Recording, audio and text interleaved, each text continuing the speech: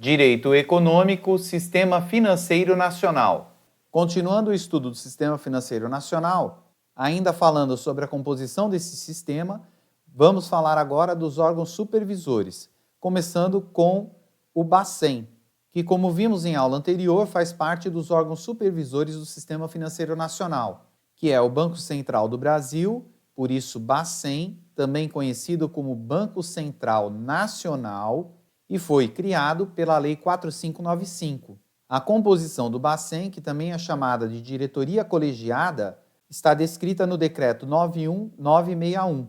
e é constituída pelo presidente do Banco Central e 8 diretores de áreas distintas, que seria o diretor de administração, o diretor de assuntos internacionais e de gestão de riscos corporativos, o diretor de fiscalização, o diretor de organização do sistema financeiro e de resolução, que foi criado por uma norma regulamentar, o diretor de política econômica, o diretor de política monetária, o diretor de regulação e o diretor de relacionamento, cidadania e supervisão de conduta, também criada por uma norma regulamentar. Esse último diretor, ele foi criado basicamente por força da pressão que a sociedade teve em relação às mudanças do que chamamos de compliance, que nada mais é do que a honestidade que as pessoas deveriam naturalmente ter. E as reuniões do Banco Central podem ser ordinárias, que se dão semanalmente, ou extraordinária, de acordo com o regimento interno.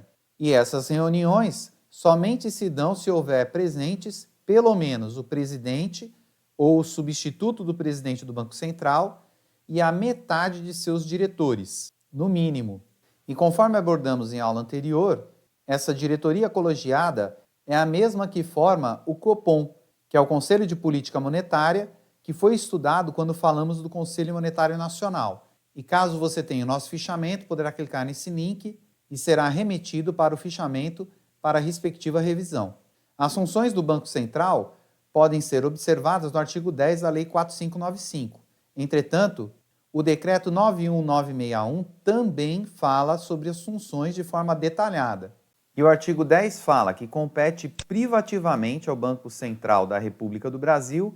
emitir moeda papel ou moeda metálica nas condições e limites do Conselho Monetário Nacional, executar os serviços do meio circulante, determinar o recolhimento de até 100% do total de depósitos à vista e de até 60% de outros títulos contábeis das instituições financeiras, e aí ele vai descrever esses títulos, seja através de recolhimento em espécie, em ambos os casos entregues ao Banco Central do Brasil. Receber ainda os recolhimentos compulsórios de que trata o inciso anterior, bem como os depósitos voluntários à vista das instituições financeiras. Realizar as operações de redesconto e empréstimos a instituições financeiras bancárias, exercer o controle de crédito, efetuar o controle dos capitais estrangeiros, ser depositário das reservas oficiais de ouro e moeda estrangeira e de direitos especiais de saque e fazer com estas últimas todas e quaisquer operações previstas no convênio constitutivo do Fundo Monetário Internacional, exercer a fiscalização das instituições financeiras, bem como aplicar as penalidades, conceder autorização às instituições financeiras,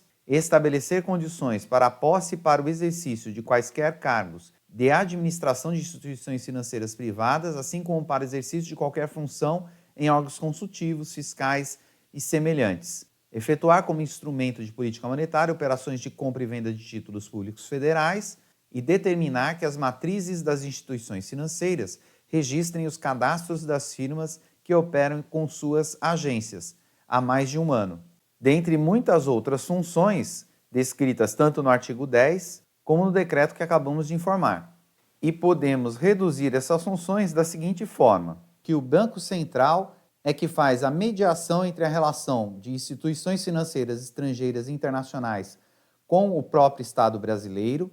ele promove os empréstimos internos e externos, ele regula, fiscaliza e supervisiona os mercados, e aí teremos os mercados de câmbios e commodities, os mercados de pagamentos e compensação, bem como os mercados financeiros e comerciais, as empresas que influenciam ou influenciadoras desses mercados, que basicamente são os bancos comerciais e as empresas de crédito, e os sistemas de consórcio. E de acordo com esses dois dispositivos legais, podemos dizer o seguinte, que ele formula,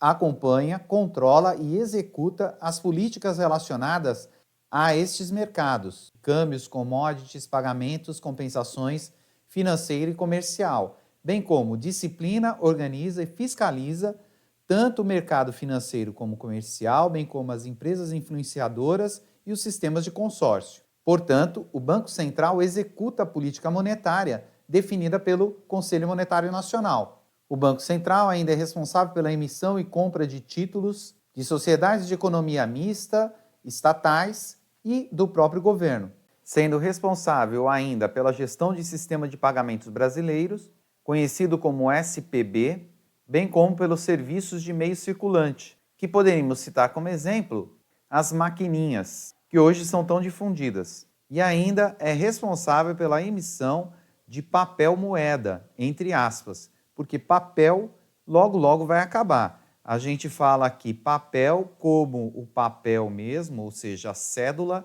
como a moeda propriamente dita. Entretanto, isso está em vias de extinção. Embora ainda seja muito utilizado, no futuro não teremos mais papel, somente o saldo contábil dos nossos recursos. Portanto, o Banco Central executa a política monetária, definida pelo Conselho Monetário Nacional. Por isso mesmo é um órgão executor. Entretanto, para que ele possa exercer essas funções, ele precisa de determinados instrumentos. E esses instrumentos possibilitam os meios de execução, coerção e direção dos mercados que acabamos de apontar. E esses instrumentos são a política de redesconto, o compulsório e o open market, que possibilita a execução da política monetária, que, como falamos quando estudamos o Conselho Monetário Nacional, está ligada à meta do IPCA, portanto a meta da inflação, bem como à meta da taxa Selic